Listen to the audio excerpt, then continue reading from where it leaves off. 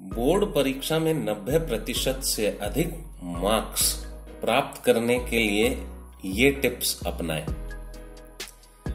सभी छात्रों में हमेशा बोर्ड के एग्जाम को लेकर चिंता बनी रहती है, लेकिन बोर्ड एग्जाम कोई ऐसी परीक्षा भी नहीं होती है कि आप इसमें अच्छा स्कोर ना कर पाए। थोड़ी सी प्लानिंग और टिप्स को अपनाकर आप बोर्ड की परीक्षाओं में टॉप कर सकते हैं या फिर अच्छे अंक प्राप्त कर सकते हैं। आज के इस वीडियो के माध्यम से मैं बोर्ड एग्जाम में अच्छे मार्क्स लाने या टॉप करने के तरीकों के बारे में जानकारी देना चाहूंगा। उन सारे छात्रों के लिए बोर्ड की परीक्षा पहला अनुभव होता है जो क्लास 10वीं में होते हैं, जो जाहिर है कि उनको सबसे ज्यादा डर लगता होगा और जिसके कारण वो परीक्षा में उतना अच्छा परफॉर्म नहीं कर पाते जितना वो कर सकते हैं। तो आइए इस वीडियो के माध्यम से उन तमाम बातों पर चर्चा करेंगे जो बोर्ड एग्जाम में आपको कम से कम 90% से अधिक अंक प्राप्त करा सकते हैं। सबसे पहले आता है कि प्लान के साथ सभी विषयों की प्रायोरिटी करें सेट। प्लान बनाकर पढ़ना अच्छे मार्क्स लाने के लिए काफी जरूरी है, लेकिन उसके साथ साथ यह भी तय करना जरूरी है कि किस सब्जेक्ट के टॉपिक को पहले पढ़ना शुरू करें। अगर आप खुद नहीं समझ पा रहे हैं कैसे टॉपिक को विभाजित कर पढ़ना है, तो इसके लिए आप अपने टीचर से पूरी मदद लें और उसके साथ साथ गत वर्ष के प्रश्न पत्र के आधार पर तैयारी शुरू करें। इससे सबसे बड़ा यह फायदा होगा कि एग्जाम से पहले वह सारे टॉपिक कवर हो जाएंगे जिनके पूछे जाने की उम्मीद ज्यादा है। दूसरा, तैयारी पर ध्यान दें। अच्छी तरह सभी पेपर्स की तैयारी करना एग्जाम स्ट्रेस को कम करना है। इसलिए यदि आपकी तैयारी ठीक ढंग से नहीं हो रही है तो फिर से रूटीन बनाएं ताकि सभी विषयों को ठीक से कवर किया जा सके। यदि 10 दिन का समय है और 20 टॉपिक्स पढ़ने हैं तो प्रतिदिन 2 टॉपिक्स को कवर किया जा सकता है। ध्यान रखें कि दिन भर के 24 घंटों में से 18 या 20 घंटे पढ़ने का अव्यावहारिक टाइम टेबल बनाने की भूल बिल्कुल ना करें। हद से हद 12 घंटे का रोज पढ़ने का समय रखें। इसमें भी बीच बीच में आराम जरूरी है। किसी भी डर को सकारात्मक सोच से दूर किया जा सकता है। सकारात्मक सोच आपको रिलैक्स रखता है और आप बेहतर ढंग से पढ़ाई करने में समर्थ हो पाते हैं। इसलिए पॉजिटिव सोच रखना बहुत जरूरी है। छात्र जितना टेंशन लेते हैं, अगर वे उसका 50% भी अपनी पढ़ाई पे ध्यान दें तो काफी बेहतर अंक आ सकते हैं।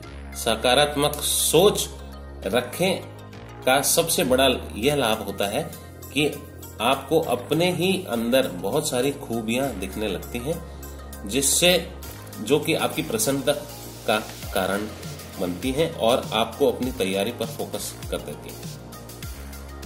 चौथा, टाइम लिमिट के साथ करें पुराने प्रश्न पत्र हल। एग्जाम की सबसे अच्छी तैयारी करने का तरीका यह भी है कि छात्र पुराने प्रश्न पत्र की प्रैक्टिस करें, लेकिन प्रैक्टिस करते समय यह याद रखें कि एक निर्धारित समय में ही पूरे प्रश्न पत्र को हल करना है। टाइम मैनेजमेंट की आदत सुधारना बहुत जरूरी है, क्योंकि इससे परीक्षा के समय टाइम मैनेज करना आसान होगा। यह तरीका सही मायने में एग्जाम के माहौल के लिए छात्रों को तैयार करवाता है। इस तरीके से प्रश्न पत्र हल करने पर न केवल टाइम मैनेजमेंट करना आएगा, बल्कि स्कोरिंग टेक्निक पर भी पकड़ होगी। पांचवा, जागरूक अध्ययन। अधिक पढ़ने से जरूरी नहीं कि आपको ज्यादा अंक मिल जाएंगे। परीक्षा में बेहतर सफलता तभी मिलती है जब जागरूकता के साथ अध्ययन किया जाए। इसके लिए पिछले वर्षों के प्रश्न पत्रों की मदद ली जा सकती है। दरअसल टेक्स्ट बुक में बहुत सी बातें जानकारी के लिए दी जाती हैं, उसका परीक्षा से उतना वास्ता नहीं होता। एक जागरूक विद्यार्थी को इसकी पहचान होनी चाहिए और परीक्षा की तैयारी के मद्देनजर इसे ध्यान देकर पढ़ना चाहिए। यदि आप ऐसा नहीं करते हैं तो परीक्षा की तैयारी के अंतिम दिनों में आप क्या पढ़ें और क्या ना पढ़ें की स्थिति में ही पड़े रहेंगे और बेवजह बेहद तनाव में भी आ जाएंगे। छठा, सब्जेक्ट को समझे ना कि रट्टा मारे। अगर आप परीक्षा में अच्छे अंक प्राप्त करना चाहते हैं तो सबसे पहले यह जरूरी है कि आप किसी भी विषय को रटने की बजाय उसे समझने की कोशिश करें। कई बार होता है कि सिर्फ किताबों और गाइडों को तोते की तरह रटने से पेपर के दौरान कई सवाल ऐसे बदल कर आ जाते हैं जिनके बारे में छात्रों को समझ में ही नहीं आ पाता, जिससे स्टूडेंट पर इन प्रश्नों को देखकर घबराहट होने लगती है। ऐसे में जरूरी है कि आप विषय को रटने की बजाय उसे अच्छी तरह से समझकर पेपर देंगे तो आपको उस विषय से संबंधित हर सवाल का जवाब पता ही होगा।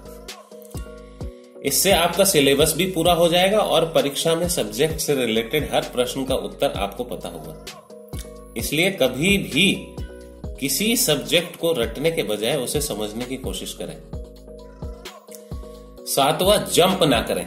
कई बार छात्र ऐसा करते हैं कि जो उन्हें आसान लगता है उसे पहले खत्म करने की कोशिश करते हैं और जो उन्हें कठिन लगता है उसे बाद के लिए छोड़ देते हैं। ऐसा करते हुए परीक्षा का समय नजदीक आ जाता है और उस कठिन अध्याय के लिए समय कम मिलता है जिसकी तैयारी वो सही तरीके से नहीं कर पाते। इसलिए परीक्षा के लिए यह सुझाव दिया जाता है कि कठिन चीजों की तैयारी पहले कर लें। आठवां, टाइम टेबल बनाएं। यह देखा गया है कि टॉप आने वाले स्टूडेंट्स अपना एक टाइम टेबल जरूर बनाते हैं। अगर आप परीक्षा में अच्छे नंबर लाना चाहते हैं तो सबसे पहले अपना एक टाइम टेबल निर्धारित करें। हर सब्जेक्ट को टाइम के अनुसार डिवाइड करके उसकी पढ़ाई करें। जिस विषय में आप ज्यादा कमजोर हैं उस विषय पर आप ज्यादा से ज्यादा टाइम दें, लेकिन इस बात का भी ख्याल रखें कि जिस विषय पर आपको अच्छी जानकारी है उसे रिवीजन करने के लिए भी समय दें। ऐसा नहीं होना चाहिए कि सिर्फ आप उन्हीं विषयों को समय देते हैं जिनमें आप कमजोर हैं और उन विषयों को दोहराते भी नहीं हैं जिनमें आप मजबूत हैं।